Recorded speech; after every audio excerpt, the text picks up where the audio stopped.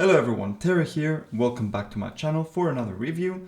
First and foremost, Happy New Year to everyone, and I thought about taking a bit of a step back from the Kank Toys combiners and do a bit of a model kit reviewing for the first review of the year.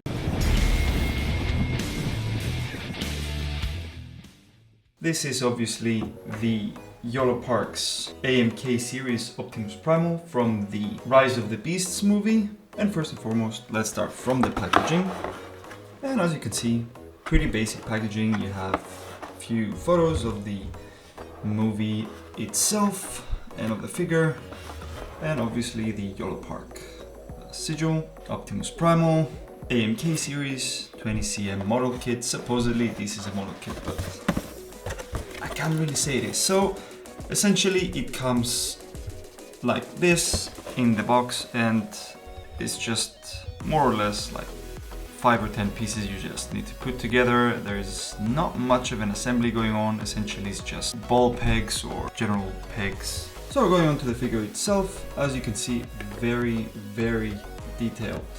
And that is the whole concept behind these figures, to be very articulate and very detailed. And supposedly it is a model kit, but there's not really much of a kit. I mean, essentially that's all you need to put together, and this is more or less like 10 parts, as I've said before, and you just stick them in together and that's pretty much it.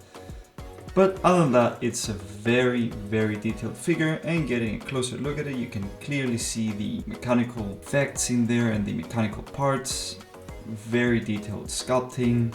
Really like the paint, very show accurate. You've got black, silver, and a little bit of gray here, and a little bit of like a darker plastic gray on the insides. And that's pretty much it for the color palette, but overall very detailed figure. Face sculpt, again, very detailed. The sculpting is amazing. You can really make out the Optimus Prime face from the movie, and you've got a little bit of dark navy blue color here. The face is interchangeable, though it does require a little bit of effort to swap, so you need to get a prodding tool and just slowly prod the sculpt. Whoop. And it came right off. And as soon as you pop the sculpt off, you can just swap the faceplate base with the one without the guard, I guess. And just pop this back on, like so. Now, as for articulation, of course, this is a very articulate figure since it does not really transform. So starting from the head, you've got a ball joint and a hinge at the base, so you can look up that far, down that far, and you can swivel, turn left and right. He cannot do a full 360 because of this like neck brace on the back here, which is also slightly articulated. And then going onto the shoulders, you've got an inner joint here, which is a ball joint, so you can have a very nice range of motion on that inner joint. Then you can move the shoulder guard upwards, and then you can move this a little bit short of 180 degrees. Then you do have a bicep rotation, but because of this part you cannot do a full 360. Then you have a double jointed elbow, which after a point around here you actually engage the inner joint. It's a small joint, but if you look closely you can see that it's moving this little part here, and you also have some kind of like a fake piston action going on there. Then you also have articulation on this guard here. For whatever reason, it has a ball joint and a kind of like a hinge there, and you can rotate it or move it back and forth, which is a bit pointless if you ask me. And the hand is just on a ball joint there, so you can do a full rotation, move it up, down that far, and that's pretty much it for the arms. Going onto the torso, you have an up crunch here, which is really cool as you can reveal more abs here, and you can also have an upper rotation. Then you have another movement here, which is the waist rotation. You can do a full it cannot do a full 360 because of the armor again. And going on to the legs, you have a very nice drop down hip joint, in there, and then you've got full splits. You can kick front that much and back, not much because of the armor, once again, is getting in the way. If you do open up the leg and rotate it, you can get a little bit of more, yeah, it does look silly.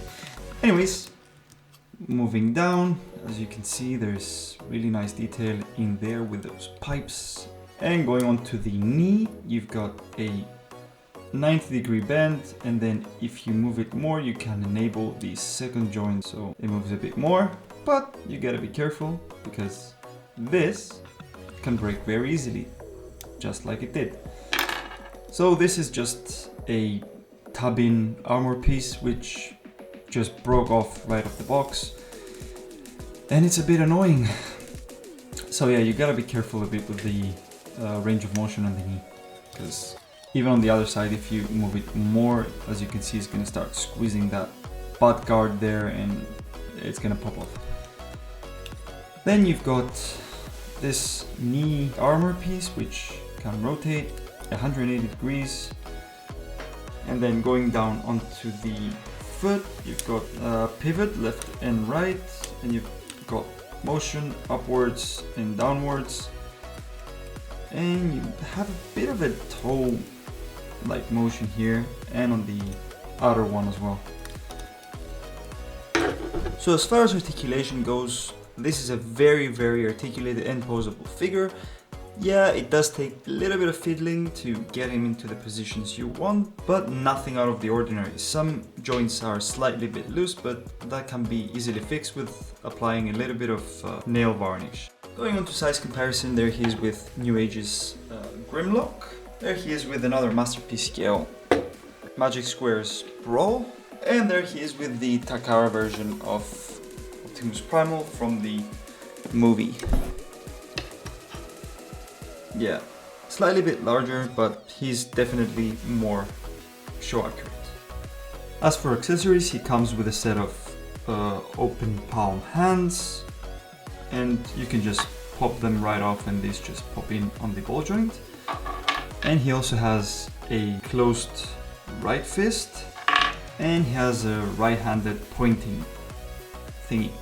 And he also has two swords which can just slide right onto the arms, to the hands, sorry. And if you so like, you can do the combination of the double blade sword, which is pretty neat. So as far as reviewing this as an actual model kit, I can't really do it because this is not really a model kit. There is no runners to cut the pieces off from. There's not really any work to be done. This is just plug and play essentially. So I really need to review this as a non-transformable action figure, which as far as details and posability, this is quite good. So if you'd like a very movie accurate figure, I would definitely recommend the Yolopark AMK series. Now, I'm not really sure if the AMK Pro series are a little bit closer to the model kits at least I know and love. So I'd probably rank this as a 3 out of 5. And the reason why I'm taking points off is because I feel like it could have been a little bit more robust. I mean, considering this is not a transformable figure, they could have done a little bit of a better job with all the parts that, you know, breaking and everything. So that's pretty much it for today. Looking forward to the next review. So I hope everyone has had a very good holidays, and I'll see you soon. Take care. Bye bye.